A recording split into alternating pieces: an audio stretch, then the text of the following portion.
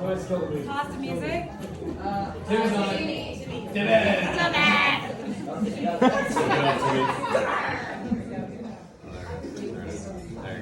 everyone hear me? Yes. Wait. Good. Testing. Oh, that's way better. That's good. Hello, everyone. A lot of you already know me, but for those that don't, I'm Rick Spencer, Matt's best man, and he's had the pleasure of knowing me for roughly 20 years. Although Matt and I had been... Speak slower. Sorry? Sorry. I'm on it. Yeah, slower. Although Matt and I have been friends for a long time, our friendship really took a step forward when we were in Spanish class in high school.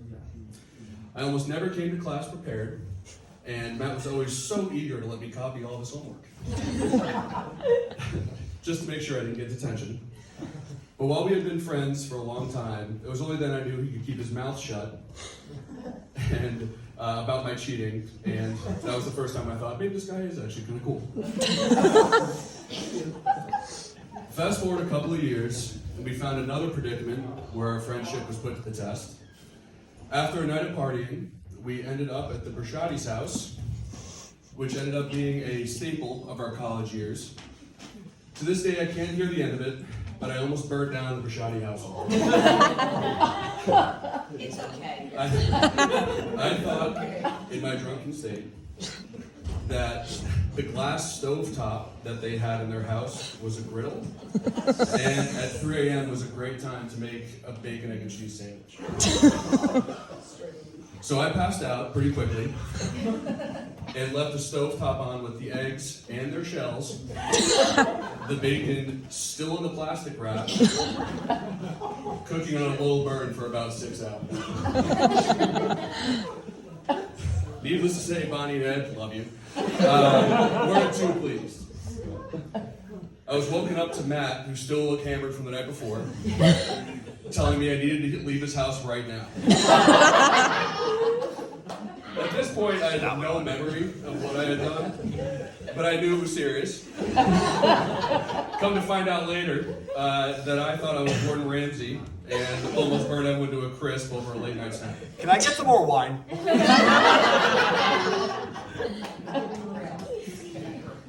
I tell this story because A, the Brashadi family won't let me live it down, and B, because they're such an incredible family that they forgave me and even ended up calling their basement Rick's room since I was there almost every day.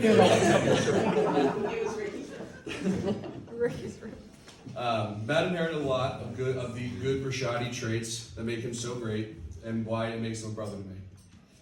My last story I'll say about Matt is that during the pandemic, Matt was a little bit of a flip here. He came up to our place almost every single weekend to visit Steph and I. And we were watching all of our favorite movies like Austin Powers and trying all the local beers. But what wasn't so well known was that I had actually gotten laid off during that time. And we were doing fine, but I only had to mention it to Matt once. And I was saying how much it sucks trying to find work when no one was hiring. You know, bit of a crisis going on in 2020. But without a word or notice, one weekend after Matt left our place, he left $200 on the top of my fridge. Not a lot of people know that story. But Lisa, I want you to hear that just because you're marrying somebody who cares with the whole of his heart without the need of reciprocation. He's truly one of the best people I know, and I know he'll put his whole heart into your marriage like he does with his friendships and his family. Now on to the main event, Lisa. You've been such an incredible addition to the friend group and Matt's family that it cannot be understated. You two are a match made in heaven, and it always makes me so incredibly happy that Matt found somebody who's a better skier than him and can take over for Bonnie to shave his hairy Italian shoulders.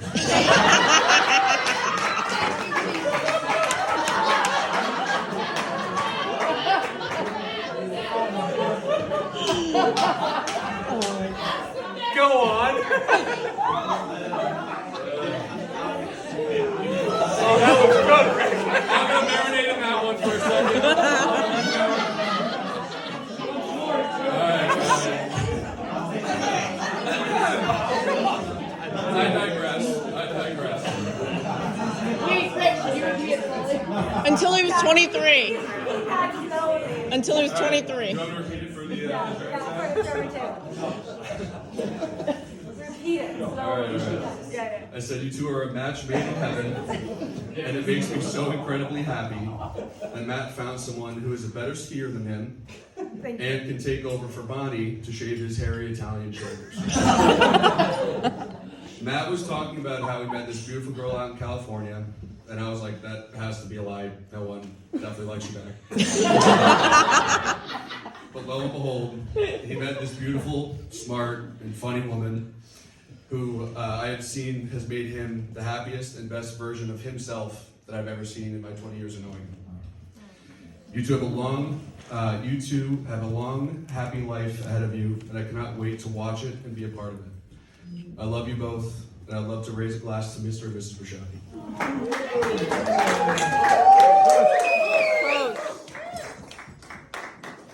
Thank you, Ray. All right, I'm getting drunk.